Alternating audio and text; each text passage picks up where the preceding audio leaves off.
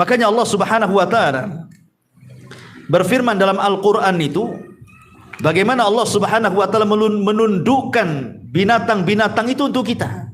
Wa sakhkhara lakum ma fis samawati wa ma fil ardh. Dan Allah telah tundukkan apa yang ada di langit dan apa yang ada di bumi, dan di antara keduanya termasuk juga binatang. Ditundukkan kepada kita, maknanya apa? Ketika mereka ditundukkan kepada kita, bahwa sebenarnya kita diberikan sinyal oleh mereka tanpa harus ada alat teknologi sekalipun untuk memberikan sinyal adanya sebuah bencana. Allah itu sudah rahim dengan kita dengan mengirim tentara-tentaranya memberikan sinyal kan, akan terjadi musibah. Cuman adalah orang-orang yang dilalaikan, tidak mengambil ibrah dari situ, akhirnya terkena pula musibah itu. Karena Allah tidak pernah sia-sia menciptakan apapun. Allah berikan sinyal. Boleh jadi mungkin manusia membuat sinyal-sinyal itu juga boleh jadi diambil pelajaran dari binatang kan gitu. Berapa banyak manusia, contoh ketika membuat perahu atau membuat pesawat, itu kan dilihat dari binatang dulu, baru dibentuk.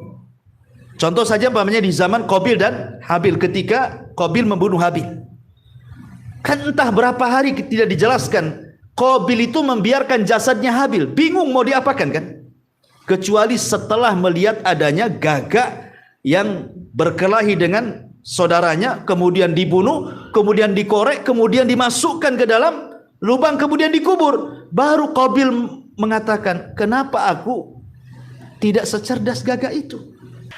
Baik, ma'asyiral muslimin yang dimuliakan Allah Subhanahu wa taala, dalam surah Al-An'am ayat 38,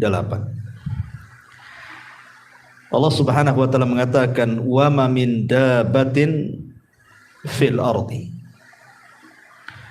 wala ta'irin yatiru bi janahihi illa umamun amsalukum ma farratna fil kitabi min syai'in thumma ila rabbihim yuhsyarun. Dan tidaklah seekor binatang pun yang ada di bumi ataupun burung-burung yang terbang dengan kedua sayapnya, melainkan semuanya adalah umat-umat juga seperti kalian. Tidak ada satupun yang kami luputkan dalam kitab, kemudian kepada Tuhan mereka lah mereka dikumpulkan. Dari ayat ini kita tahu bahwa binatang ataupun hewan itu sama dengan kita. Mereka adalah umat yang Allah ciptakan. Makanya Allah mengatakan illa umamun amsalukum, kecuali semuanya hewan-hewan dan binatang itu merupakan umat-umat juga seperti kalian. Sering kita mungkin mendengar bahwa manusia itu dilebihkan oleh Allah Subhanahu wa taala dengan akalnya, sementara binatang itu tidak memiliki akal katanya. Dia hanya sekedar makan, minum, menghabiskan syahwatnya, kemudian mati. Sebenarnya tidak demikian. Jangan kita katakan bahwa binatang tidak berakal. Binatang punya akal, tapi tentu akal manusia jauh lebih tinggi dibandingkan akal mereka. Buktinya bahwa binatang itu berbicara sesama binatang, itu kenyataannya. Bahkan bukan hanya bicara dengan sesama mereka, sejenis mereka, terkadang juga berbicara dengan manusia. Contoh ketika Al-Quran bicara tentang Nabi Allah Sulaiman. Ketika Nabi Allah Sulaiman alaihi salatu wassalam kehilangan burung hudhud. Ketika itu Nabi Sulaiman berusaha untuk mencari hudhud, tapi hudhud juga tidak ketemu. Akhirnya kemudian Nabi Allah Sulaiman mengancam hudhud tersebut. Dia akan menyembelih, mengazab dengan keras atau mendatangkan alasan kan gitu. Kemudian setelah beberapa saat rupanya hudhud datang. Kemudian hudhud memberikan alasan, terjadilah dialog antara hudhud dan Sulaiman.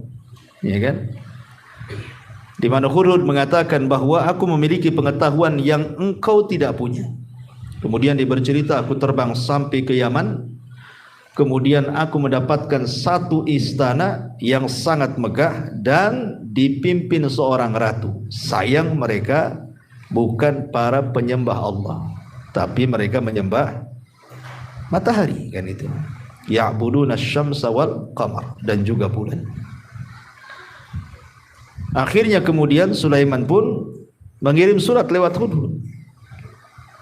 Singkat cerita, akhirnya semua yang ada di kerajaan itu, Ratu Balqis dan seluruh umat yang ada di situ masuk ke dalam Islam, maksudnya ke agama Sulaiman. Berarti menunjukkan bahwa Hudhud inilah wasilah hidayah masuk Islamnya Ratu Balqis dan orang-orang Saba, ya kan? Syahidnya di sini terjadi dialog.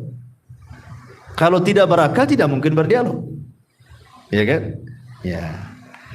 Kemudian juga masih kisah Sulaiman. Ketika Nabiullah Sulaiman bergerak dengan pasukannya, kemudian Raja Semut bicara dengan pasukannya dan mengatakan, ya ayyuhan namlu udkhulu masakinakum la yakhtimannakum Sulaiman wa junuduhu wa hum la yash'urun, kan itu. Wahai pasukan semut, segera kalian masuk ke rumah-rumah kalian.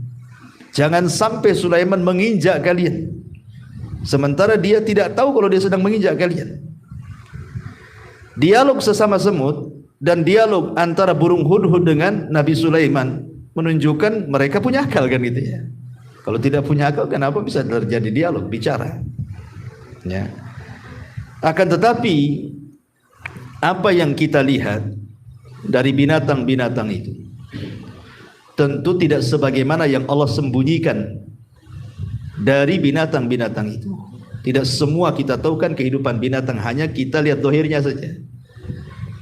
Tetapi yang tersembunyi di antara mereka kan kita tidak tahu, hanya Allah yang tahu. Tapi dari dua dalil itu menunjukkan bahwa binatang juga punya akal. Dan terkadang yang lebih hebatnya adalah binatang itu dilebihkan dari segi ubudiyah dibandingkan manusia. Manusia kebanyakan sekarang banyak kufur. Ada yang musyrik, ada yang kafir, kan itu ya. Ada yang menyembah bintang, bulan, macam-macam disembah di dunia ini. Tapi binatang tidak pernah menyekutukan Allah.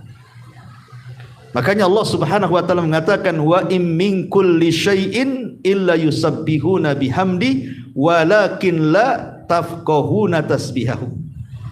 Segala sesuatu yang Allah ciptakan, apakah benda matinya atau hewan-hewannya, semua bertasbih kepada Allah Subhanahu wa taala. Cuman kita tidak tahu tasbih mereka. Kita tidak tahu tasbih mereka. Tapi Allah Subhanahu wa taala membahasakan illa yusabbihuna bihamdi, kecuali mereka bertasbih dengan memuji Allah. Artinya kalau seandainya Allah perdengarkan mereka bertasbih, maka kita akan mendengar mereka mengucapkan alhamdulillah.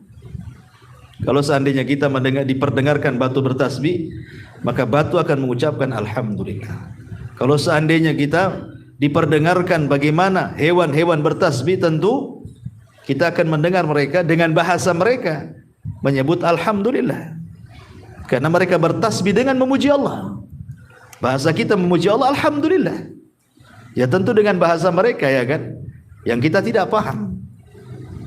Tapi yang jelas bahwa binatang dari segi ubudiyah ternyata jauh lebih hebat dibandingkan manusia. Ma'asyiral muslimin yang dimuliakan Allah Subhanahu wa taala. Kemudian juga yang perlu dipahami dari hewan ini bukan hanya sekedar ubudiyahnya saja mereka itu. Tetapi kita tahu bahwa tidak ada satupun hewan yang Allah ciptakan tercipta sia-sia, nggak ada. Tidak ada. Jangan antum mengatakan buat apa Allah ciptakan kodok, buat apa Allah ciptakan semut, ciptakan kecoa, kaki seribu dan begitu seterusnya. Nggak perlu antum bertanya seperti itu. Kenapa demikian? Karena tidak ada satupun ciptaan Allah Subhanahu wa taala itu yang sia-sia. Semua ada manfaatnya. Dan itu ditunjukkan di dalam sebuah ayat di dalam Al-Qur'anul Karim. Allah Subhanahu wa taala berfirman di sini bahwa tidak ada satupun ciptaan Allah yang sia-sia. Dalam surah Asy-Syura ayat 29, Allah mengatakan wa min ayatihi khalqus samawati wal ardi wa ma batha fihima min dabbah.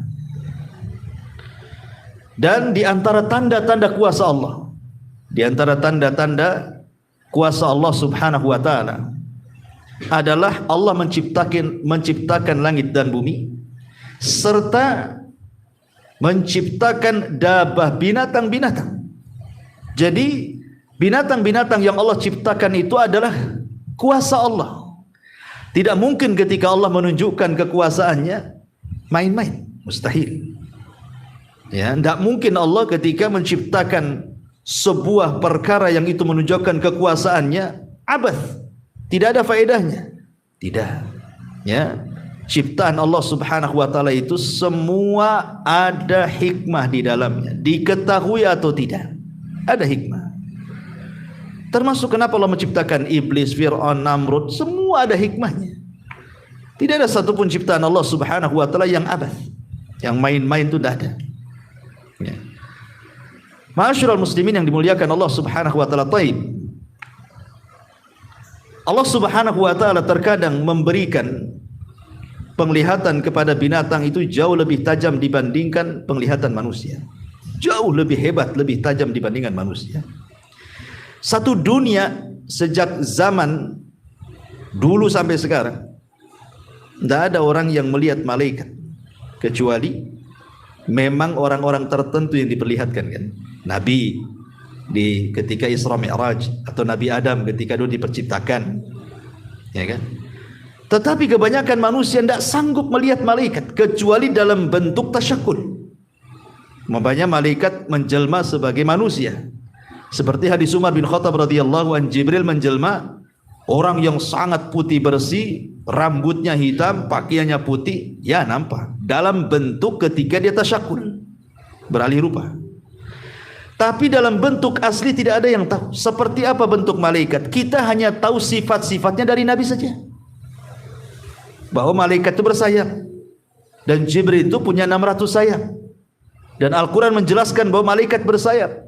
Ada yang 2, ada yang 4, ada yang banyak sekali. Ya. Tetapi perhatikan hadis Abu Hurairah radhiyallahu an. Nabi SAW bersabda dalam hadis yang dikeluarkan Bukhari dan Muslim itu, Idza sami'tum siyahadiyaki fas'alullaha min fadli fa innaha ra'at malakan. Nah, perhatikan di sini. Apabila engkau melihat kokokan ayam, maka mintalah kepada Allah dari karunia-Nya. Kenapa? Karena ayam itu sedang melihat malaikat. Mereka bisa melihat malaikat, kita tidak bisa. Artinya kan pandangan hewan itu terkadang lebih tajam dibandingkan pandangan kita. Dia bisa melihat malaikat. Bahkan bukan hanya itu saja, setan pun bisa dilihat. Makanya hadis berikutnya, wa idza sami'tum nahiqal himari, apabila engkau melihat ringkikan keledai, fata'awwadhu billahi minasyaitan, maka berlindunglah kepada Allah dari syaitan, fa innahu ra'a syaitanan, karena keledai itu sedang melihat setan. Lihat, ada binatang-binatang itu yang tajam penglihatannya, kita tidak bisa melihat setan. Padahal Allah mengatakan apa? Innahum yarakum min haitsu la tarawnahum. Mereka bisa melihat kita, kita tidak bisa melihat mereka. Tapi ada binatang yang mampu melihat mereka. Melihat malaikat. Berdasarkan hadis Abu Hurairah radhiyallahu anhu di sini. Dalam riwayat, idza sami'tum nubahal kilab wa nahiqal humri bil laili fata'awwadhu billahi fa innahunna yarayna ma la tarawna. Apabila kalian mendengar gonggongan anjing atau ringkikan keledai tengah malam, maka berlindunglah kepada Allah, karena anjing dan keledai itu sedang melihat sesuatu yang kalian tidak bisa melihatnya, ya kan? Menunjukkan apa? Pandangan hewan ternyata lebih tajam dibandingkan manusia. Bisa melihat hal-hal yang gaib. Ini dari segi pandangan. Ya. Dari segi pendengaran, hewan itu terkadang dia lebih tajam pendengarannya. Bayangkan saja ma'asyiral muslimin yang dimuliakan Allah Azza wa Jalla. Hewan-hewan itu mampu mendengar orang yang diazab di kuburan. Kita tidak bisa mendengar. Tapi hewan bisa mendengar orang yang sedang diazab itu. Dan itu ditunjukkan dalam hadis Nabi sallallahu alaihi wasallam ketika Nabi sallallahu alaihi wasallam mengatakan innal 'abda idza wada'a fi qabrihi wa tawalla anhu ashab. Apabila seorang hamba diletakkan di liang lahat, kemudian dipendam, kemudian orang yang mengantarnya sudah mulai balik pulang. Ya. Apa yang terjadi? Kemudian datang Munkar dan Nakir bertanya kepada sang mayit itu tentang 3 soalan, man rabbuka wa man nabiyuka wa ma dinuka. Kalau mereka tidak bisa menjawab, summa yudrabu bimitrakin min hadidin dharbatan baina udhunaihi. Maka dia akan dipukul dengan gada dari besi, sekali pukulan di antara 2 telinganya, fayasihu sayhatan, dia pun menjerit kesakitan, yasmauha man yalihi ghaira thaqalaini al-insi wal jin. Maka akan mendengar makhluk di sekitarnya kecuali manusia dan jin. Siapa makhluk di sekitarnya? Dalam riwayat tasma'uhul bahaim, di mana bahaim itu binatang-binatang ternak mendengarnya. Kalimat bahaim itu artinya kambing, sapi, unta, itu disebut bahaim. Makanya Allah mengatakan bahimatul an'am. Hewan yang dikurbankan itu harus dari minal bahaim kan itu. Bahaim itu maksudnya kambing, sapi, unta. Nah, itu maksudnya bahaim. Dalam riwayat tasma'uhul bahaim, atau bahaim itu artinya hewan-hewan. Jadi hewan-hewan itu bisa mendengar. Ya, orang yang sedang diadab di kuburan, manusia tidak bisa mendengar. Makanya dalam hadis yang disahihkan oleh Syekh Nasiruddin Albani rahimahullahu taala yang dikeluarkan Imam Tabrani dari Ummu Bashir radhiyallahu anha, kata Nabi SAW, ista'idzu billahi min adzabil qabri, innahum yu'adzabuna fi kuburihim adzaban tasma'uhul bahaim. Berlindunglah kepada Allah dari azab kubur, karena mereka diazab di kubur-kubur mereka dengan azab yang pedih yang hanya bisa didengar oleh bahaim, hewan-hewan saja. Menunjukkan bahwa pendengaran hewan itu luar biasa, ya kan?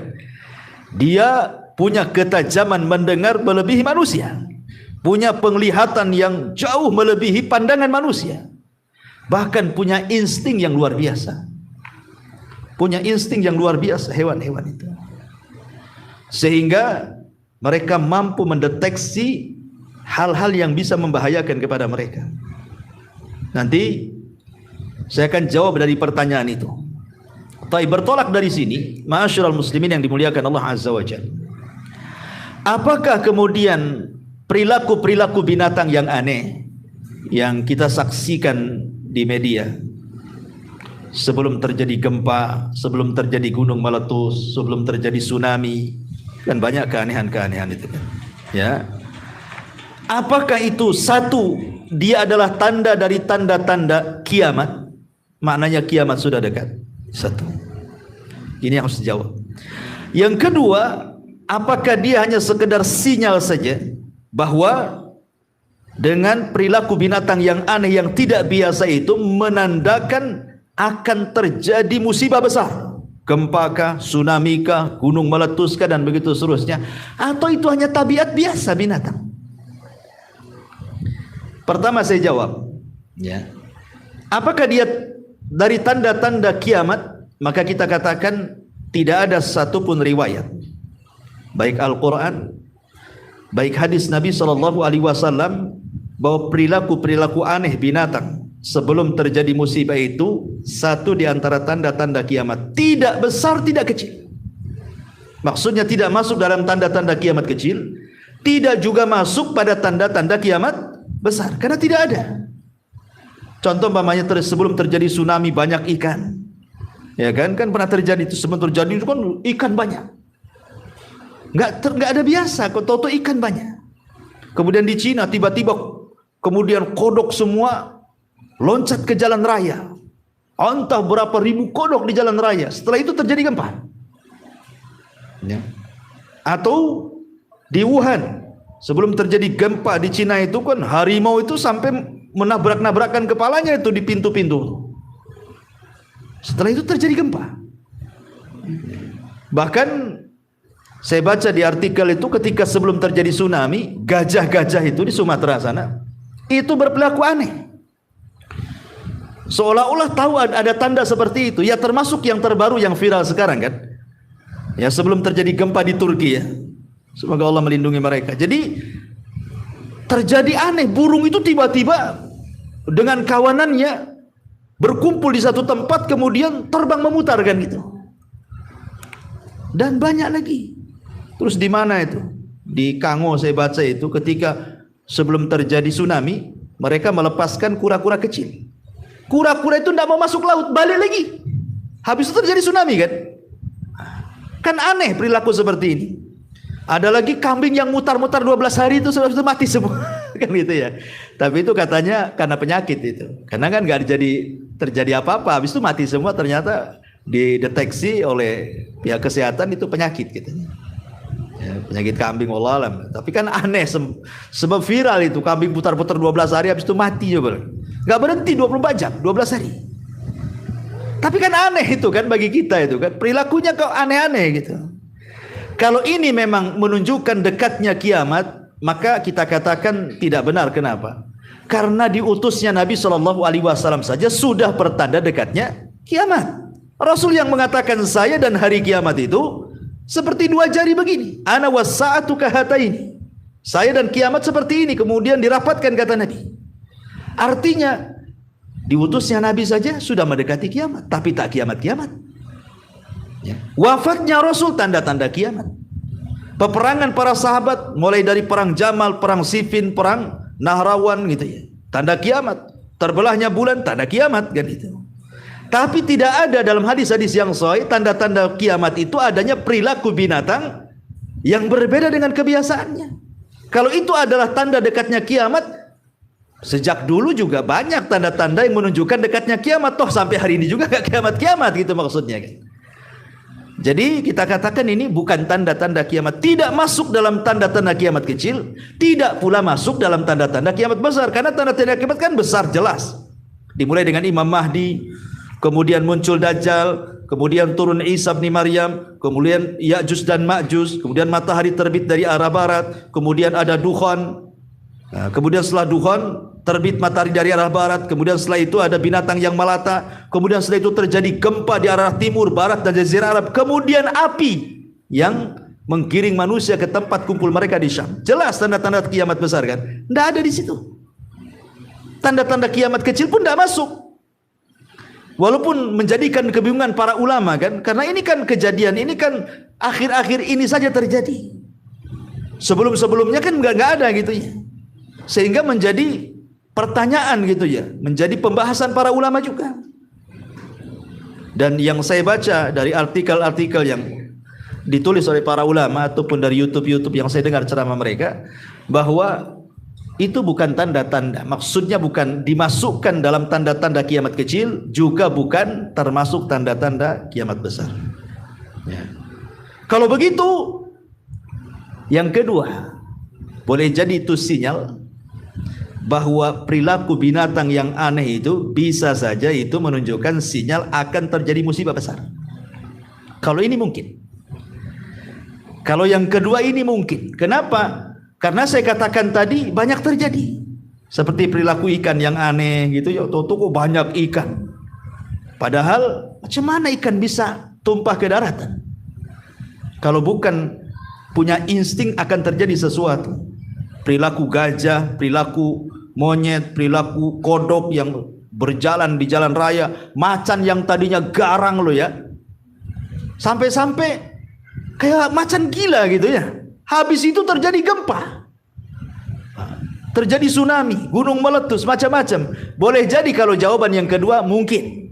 Karena saya katakan tadi binatang punya insting yang lebih di antara manusia. Mereka bisa melihat lebih tajam dibandingkan kita, bisa mendengar lebih hebat dibandingkan kita. Bahkan alat teknologi sekalipun tidak bisa mengalahkan hebatnya sinyal daripada binatang. Seperti nyamuk umpamanya kan. Sehebat apapun pesawat tidak punya alat seperti nyamuk yang bisa mendeteksi di kegelapan panas. Sehingga walaupun digelapkan antum tidur di mana saja tahu nyamuk itu di mana. Coba gelapkan, tahu nyamuk itu antum di mana, tahu.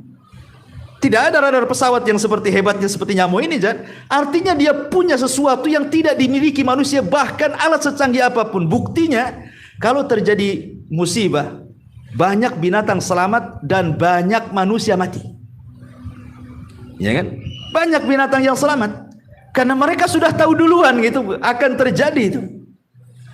Seperti burung-burung sudah tahu akan ada tornado, mereka dah kabur duluan. Manusia tidak paham kalau itu sinyal.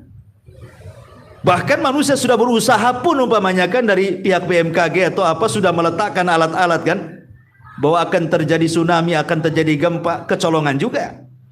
Boleh jadi mungkin alatnya sudah kadaluarsa atau apa tuh kan? Ya. Ternyata nggak sempat menyelamatkan, habis juga. Contoh di Turki sekarang.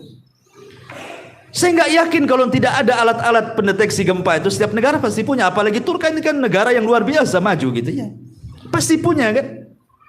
Tetapi rupanya tsunami gempa lebih dulu daripada sinyal alatnya. Sebab kalau seandainya alat itu mendahului, tentu mereka akan selamat. Paling gedungnya aja ngeroboh kan. Rupanya gempa yang mendahului kan itu daripada alatnya kan itu. Sampai sekarang berapa? 20.000 lebih kan korban itu. Subhanallah, saya nggak kebayang ikhwan. Kita lihat saja korban di Lombok lah yang pernah kita rasakan di negeri kita itu. Sampai saya dapat cerita itu. Ada orang kena timpa tuh karena nggak ada alat berat. Untuk ngoreknya aja setengah mati. Nunggu alat berat sampai 2-3 hari coba, mereka kan kehausan. Jadi kalau dikasih makan tuh dari lubang gitu. Kasih coba. Nunggu alat berat. Gimana kalau sekarang kayak di Turki itu ya kan? Yang mereka ndak ada yang ngasih minum, ngasih makanan gitu, mungkin karena ditimpa reruntuhan, belum lagi yang mereka rasakan dari ya mungkin kena luka, kena apa gitu, mati pelan-pelan coba ya kan. Nggak ketolong kan, nggak kebayang itu. Makanya dari sini pentingnya bahwa jangan pernah merasa aman dari azab Allah Subhanahu wa taala. Jangan katakan itu kan gempa di Turki. Jangan salah. Ya. Sehebat apapun Jepang itu teknologi mereka, kena juga. Kurang apa hebatnya Jepang itu? Ya. Teknologinya tingkat dewa, tetap juga kena. Ya. Dari sini menunjukkan bahwa tidak ada yang bisa menahan kuasa Allah. Tidak ada yang bisa menahan kuasa Allah. Sehebat apalah manusia itu. Kalau Allah sudah berkehendak itu kun fayakun, tidak bisa dicegah. Ma'asyiral muslimin yang dimuliakan Allah Azza wa Jalla. Tetapi kalau yang ketiga ini tabiat, ya mungkin tidaklah. Kalau memang itu tabiat binatang, karena kan binatang kan tidak bertabiat seperti itu. Kalau tidak ada apa-apa, binatang kan biasa-biasa saja kan gitu ya, mengikuti tabiatnya dia. Tetapi ketika kemudian bertabiat aneh kan sekali-kali saja, dan rupanya umumnya ya kita lihat itu sinyal adanya bencana. Kebanyakan kalau sudah tabiatnya berubah itu biasanya terjadi bencana. Tetapi bagi kita, tentu orang yang beriman, sikap kita kan bukan seperti orang-orang yang kafir. Mungkin orang kafir mengatakan itu tabiat. Jangankan perilaku binatang yang aneh dikatakan tabiat. Gempa saja dikatakan biasa. Itu geser lempengan saja katanya. Ya kan? Gunung meletus ya biasa saja. Gempa biasa katanya, ya itu ada lempengan yang bergeser. Atau mungkin gerhana ya biasa saja, tiap tahun juga terjadi gerhana. Itu kalau pandangan orang-orang kafir. Tapi kita pandangan orang yang beriman berbeda.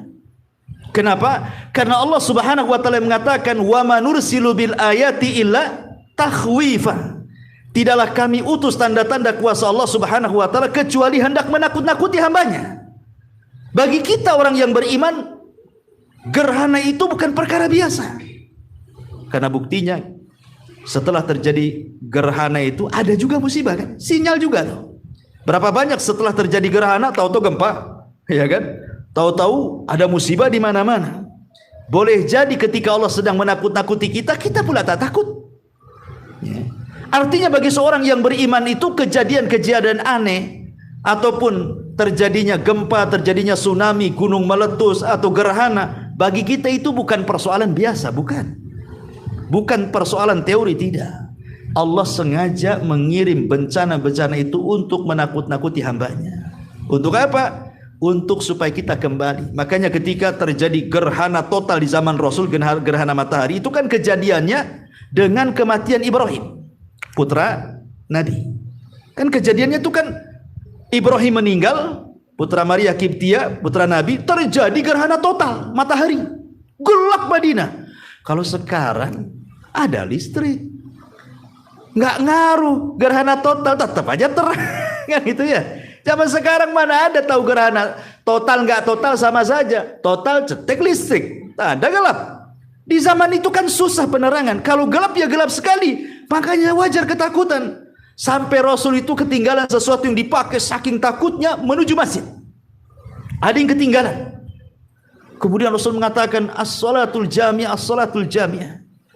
Kemudian Rasul mengajak salat kusuf. Kemudian Rasul itu berkhutbah luar biasa, khutbahnya mengingatkan tentang hari akhir dan mengingatkan tentang bahaya maksiat. Kemudian Rasul SAW mengatakan apa? Sesungguhnya gerhana ini bukan karena kematian, bukan pula karena kelahiran.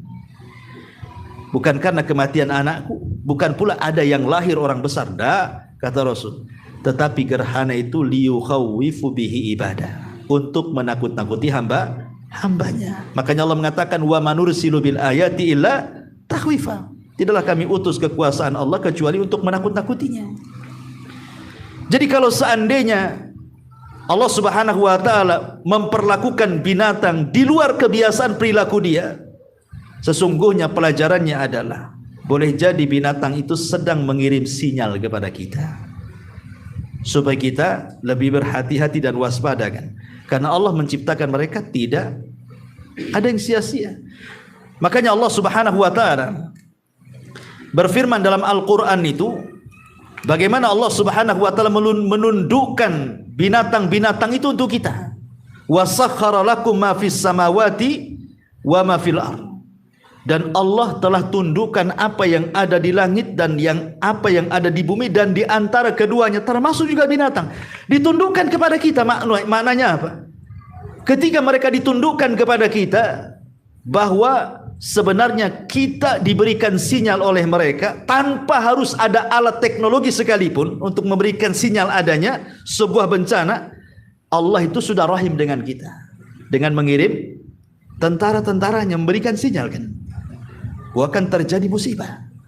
Cuman adalah orang-orang yang dilalaikan, tidak mengambil ibrah dari situ, akhirnya terkena pula musibah itu. Ya. Karena Allah tidak pernah sia-sia menciptakan apapun. Ya. Allah berikan sinyal. Boleh jadi mungkin manusia membuat sinyal-sinyal itu juga boleh jadi diambil pelajaran dari binatang kan gitu. Berapa banyak manusia contoh ketika membuat perahu atau membuat pesawat, itu kan dilihat dari binatang dulu, baru dibentuk. Contoh saja umpamanya di zaman Qabil dan Habil, ketika Qabil membunuh Habil. Kan entah berapa hari tidak dijelaskan. Qabil itu membiarkan jasadnya Habil, bingung mau diapakan kan? Kecuali setelah melihat adanya gagak yang berkelahi dengan saudaranya, kemudian dibunuh, kemudian dikorek, kemudian dimasukkan ke dalam lubang, kemudian dikubur. Baru Qabil mengatakan, kenapa aku tidak secerdas gagak itu supaya aku bisa menguburkan? Baru dia kuburkan kan. Artinya Qabil ketika menguburkan Habil itu karena dapat pelajaran dari gagak tadi kan. Banyak sekali pelajaran dari binatang itu. Makanya kalau kita lihat di dalam Al-Quran, kenapa Allah Subhanahu wa taala banyak menyebut binatang dalam Quran itu? Banyak sekali. Ya. Saya akan sebutkan ya, beberapanya di antaranya. Ya. Seperti Allah Subhanahu wa taala menyebutkan al-asad, singa. Disebutkan dalam surah Al-Mudaththir ayat 51. Kemudian Allah sebutkan bighal. Bighal keledai Ya, disebutkan dalam surah An-Nahl ayat 8. Kemudian Allah sebutkan Baqarah. Baqarah dalam surah Al-Baqarah. Ya. Kemudian juga Allah sebutkan ba'udah, ba'udah. Ba'udah ma'ruf, nyamuk. Yang sudah saya jelaskan bagaimana Al-Qur'an itu betul-betul menyingkap sesuatu yang di zaman itu tidak pernah tersingkap, baru teorinya tersingkap di zaman sekarang. Ketika Allah Subhanahu wa taala berbicara, innallaha la yastahi an yadriba mathalan ma ba'udatan fama fauqaha. Kalimat fama fauqaha. Dan sungguhnya Allah tidak malu untuk membuat permisalan seperti seekor nyamuk atau yang lebih kecil dibandingkan nyamuk. Kemudian Allah membahasakan dengan kalimat apa? Fama fauqaha. Fauq itu artinya di atas. Ya.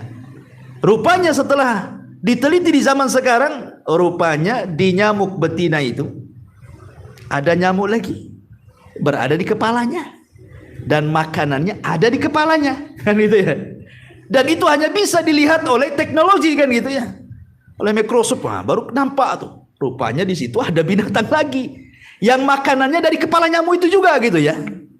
Zaman dulu kan orang-orang jahiliyah mentertawakan, apalah Muhammad ini mempermisalkan nyamuk. Allah mempermisalkan nyamuk, kemudian ada binatang lebih kecil daripada nyamuk. Rupanya Allah Subhanahu wa taala ketika berfirman seperti ini bukan main-main. Nah, sekarang sudah tersingkap semuanya. Ya. Kemudian juga Allah Subhanahu wa taala sebutkan jarad, belalang, yang ketika bercerita tentang azabnya kaum Fir'aun. Ya, dikirim belalang yang banyak, kodok, ya kan? Kemudian kutu, nah, itu kan disebutkan juga dalam Quran ya. Kemudian unta, ya. Kemudian juga disebutkan al-hut, ikan dalam cerita Nabi Yunus, ya kan. Kemudian juga khail, kuda, ketika bercerita tentang Nabi Sulaiman memandang kuda-kudanya sampai dilupakan sholat. Akhirnya besoknya disembelih semua kudanya, kan. Dan Allah ganti dengan angin, karena dia meninggalkan sesuatu karena Allah Subhanahu wa taala. Kemudian Allah juga menyebutkan hinzir babi, ketika Allah haramkan binatang-binatang yang menjijikan seperti babi. Kemudian dzubab, lalat, Allah juga sebutkan bagaimana ketika Allah menyindir berhala-berhala itu mereka lemah. Kemudian Allah mengatakan lan yakhluqa dzubab. Saking lemahnya berhala itu tidak sanggup menciptakan seekor lalat. Padahal lalat itu kan binatang yang kita hinakan tuh, hidup di kotoran-kotoran. Ya. Kemudian juga Allah menyebut kalimat difda, kodok, ya kan. Kemudian menyebut al-ijl. Ijl itu patung anak sapi yang kecil itu disebut al-ijl. Makanya Samiri membuat patung anak sapi, ya. Kemudian juga Allah menyebutkan al-ankabut. Al-ankabut ini laba-laba.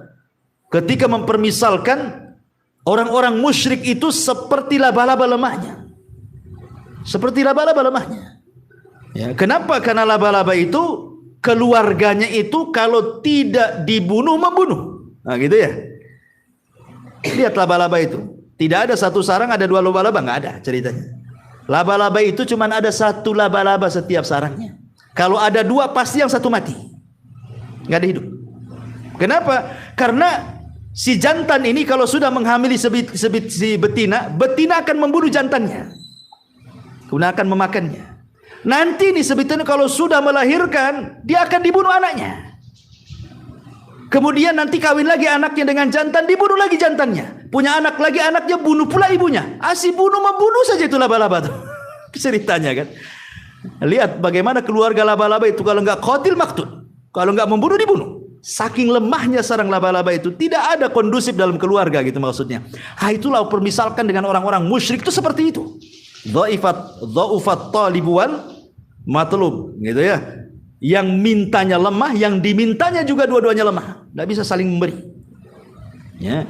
Kemudian juga Allah Subhanahu wa taala juga sebutkan al-qiran, kera, ya. Seperti kutukan kepada Bani Israel, mereka dikutuk jadi kera. Kemudian kumal kutu, kemudian al-kalbu anjing, kemudian juga al-maiz, ya, kambing, ya, kambing bahasa kitanya kambing kacang, disebut maiz itu ya. Kemudian nakhlah, tawon, namal, semut, hudhud, kemudian juga alfil, gajah, gitu ya. kemudian juga al-ghurab, gagak, kemudian dabatul ar, dan binatang-binatang yang melata yang lainnya. Artinya sebanyak ini Allah sebutkan binatang-binatang, tidak mungkin kalau tidak ada pelajarannya. Semua ada pelajaran. Binatang yang Allah sebutkan dalam Al-Quran itu ada ibrah dan pelajarannya. Kalau kita kupas satu persatu, dan saya pernah dulu ya kalau nggak salah mengupas tentang binatang-binatang pemberi risalah hidayah, dan juga binatang-binatang justru yang menyesatkan manusia, memasukkan orang ke neraka. Ya, entah tahun berapa dulu ya. Intinya bahwa binatang-binatang yang berperilaku aneh di tengah-tengah kita ini jangan dianggap remeh, gitu maksudnya ya. Boleh jadi akan terjadi sesuatu. Jangan dianggap biasa. Ya, karena orang yang beriman itu tidak mungkin melihat kejadian seperti itu kejadian biasa. Pasti Allah memberikan sinyal untuk menakut-nakuti kita. Sama dengan gempa, sama dengan tsunami, sama dengan gerhana. Wa manursilu bil ayati illa takhwifa. Tidaklah kami mengutus tanda-tanda kekuasaan kami kecuali untuk menakut-nakuti hambanya. Wallahu alam, ini mungkin jawaban saya. Ya, kalau nggak puas ya tanya Ustaz lain lagi. Ya, ya, Taib. Sebelum saya tutup, mungkin antum ada yang bertanya, silakan. Ya. Dulu di kampung itu ada juga gitu. Saya kalau malam hari itu monyet bunyi gitu kan. Besok hujan. Tapi kebetulan rata-rata betul gitu. Jadi kalau kita mempercaya itu termasuk cerita. Iya, kalau monyet bunyi pasti hujan. Selalunya hujan. Paginya itu hujan gitu. Tetapi pernah nggak bunyi tak hujan? Pernah juga. Ya bisa saja kalau memang itu merupakan sebuah kebiasaan. Artinya hukumnya secara aglab ya. Memang kebiasaan kalau monyet bunyi besoknya hujan. Ya, tetapi ingat bahwa jangan antum katakan hujan itu gara-gara bunyinya monyet. Gitu maksudnya. Itu sama dengan mengatakan mutirna binau'i kadza wa kadza, bahwa kami dihujani karena bintang ini dan itu. Itu kurang lebih seperti itu. Ya, bahwa bintang-bintang itu tidak mempengaruhi akan turunnya hujan, tetap yang memberikan hujan Allah. Sama juga, jangan katakan yang menjadikan hujan itu suara monyet berisik malam-malam. Nah, berarti besoknya hujan, seolah-olah hujan itu dinisbatkan karena berisiknya monyet. Nggak boleh. Ya, kalau itu bisa masuk syirkul asghar kan itu ya. Syirik kecil tak boleh. Tapi kalau hanya sekedar ya kebiasaannya sih, kalau hanya menghabarkan saja kayak biasanya kalau bulan Januari ini musim hujan nih, apa aja gitu ya. Ya nggak apa-apa. Nah, biasanya kalau ada berisik-berisik ini besok hujan nih gitu ya. Ya, kalau menghabarkan saja nggak apa-apa. Tapi kalau meyakini bahwa hujan itu turun karena berisiknya monyet, masalah. Ya, karena monyet itu tidak mempengaruhi berisik-berisiknya kepada kejadian alam semesta. Ya, tetapi ya kita yakin bahwa perilaku yang aneh binatang itu pasti membawa sinyal kan gitu ya. Dia hanya bawa sinyal saja. Karena banyak kan kejadian-kejadian yang contoh mamanya saya sudah ringkas beberapa berita ya. Ya, contoh mamanya kura-kura. Ya. Itu terjadi di Tonga di bulan Januari, entah kapan tahunnya ya. Tetapi ketika kura-kura itu dilepas ke lautan di Tonga itu, dia tidak mau. Padahal tabiat kura-kura kalau dimasukkan ke laut kan senang dia. Itu kan habitatnya di situ. Tidak mau dia. Balik lagi ke daratan. Rupanya apa? Setelah kejadian ini, tiba-tiba gunung meletus. Mereka paham. Kan ada sinyal di situ. Ya. Atau contoh di sini juga anjing. Ya. Jadi kejadiannya di Sri Lanka. Kejadiannya di Sri Lanka. Bahwa ada anjing itu ketika diajak sama tuannya ke pantai tidak mau. Tidak mau dia. Jadi dia ngamuk, nggak mau, nggak diseret-seret tak mau. Rupanya anjing itu sudah punya insting. Karena ketika serang beberapa hari setelahnya, tahun 2004 itu terjadi tsunami di Sri Lanka. Itu terjadi tsunami dan banyak juga yang meninggal ya. Kemudian juga burung-burung.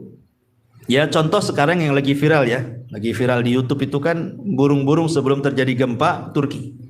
Bukan Turki. Ya. Nah, itu kan habis kejadian aneh dari burung-burung yang sekawanan burung yang aneh perilakunya kan. Tiba-tiba selang beberapa hari gempa hebat luar biasa. Masya Allah ya. Sampai 9 koma kan itu ya. Dan itu ada beberapa susulan kan. 20.000 ini luar biasa yang meninggal.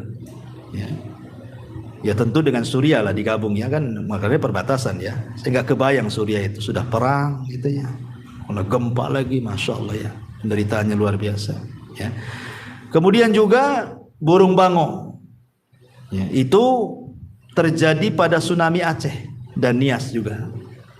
Ya, jadi burung-burung bango itu yang biasanya hidup dengan normal di kawasan sekitar pantai itu tiba-tiba berbondong-bondong terbang menjauh, nggak mau lagi di situ, terbang jauh dengan kawanannya dari areal pantai itu. Setelah itu kan terjadi tsunami, ya Aceh dan Nias gitu ya, dan juga ikan-ikan yang banyak. Kemudian gajah, ya juga disebutkan saat gajah memberontak, tidak tenang, kemudian kayak gerah gitu ya. Nah, itu pun terjadi dan menurut penelitian memang gajah itu punya insting yang luar biasa dia. Gajah itu memang luar biasa punya insting akan terjadi gempa, dia tahu tuh. Gajah itu. Dan itu juga kejadiannya ketika terjadi tsunami di Sumatera gitu ya. Kemudian juga lebah, ya singa lah yang aneh itu ya. Kalau antum lihat di YouTube itu di Cina, itu singa itu tahulah binatang yang sangat agresif ya. Kayak singa sinting, gila kayak mabau itu. Semua diterjang dia. Ya, semua diterjang dia sama kepalanya. Tetapi kan setelah itu apa yang terjadi? Terjadi bencana alam luar biasa di Cina itu. Kemudian kalau domba-domba yang di YouTube putar-putar 12 hari itu ada tuh. Saya lihat 12 hari putar harusnya mati semua. Ternyata setelah diteliti oleh ahli-ahli kesehatan itu karena penyakit saja. Ya. Tapi kan kalau kita lihat dari berbagai macam negara dan negara kita juga gitu ya, memang Allah Subhanahu wa taala itu Maha Rahim dengan kita. Memang memberikan sinyal-sinyal binatang-binatang itu lebih mendahului dibandingkan alat-alat yang kita pakai. Terkadang alat-alat itu rusak, nggak berfungsi. Ya kalau binatang kan alatnya tak rusak dia. Dia tahu itu kalau kita paham gitu ya. Tapi alhamdulillah dengan berbagai macam musibah saya lihat di negeri kita ini, kalaupun ada gempa, ada apa itu lebih sedikit korbannya. Ya mungkin karena sudah banyak pengalaman gitu ya. Kalau terjadi gempa harus kemana larinya. Tapi kalau di luar negeri coba sekarang kayak Turki kan udah lama tahun berapa kemudian gempa lagi sekarang kan. Ya persis seperti awal bencana di negeri kita juga.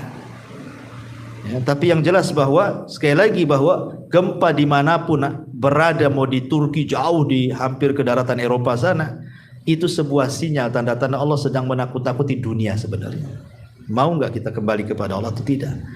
Karena semua kejadian alam semesta, semua keanehan binatang dan perilaku yang tidak biasa itu hanya satu sebenarnya, menunjukkan bahwa Allah itu ahad. Allah itu satu. Dialah yang mengatur alam semesta. Dialah mudabbirul amr, yang mengatur semuanya.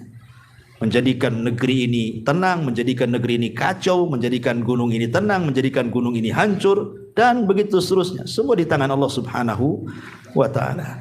Wallahu alam. Saya kira cukup ya.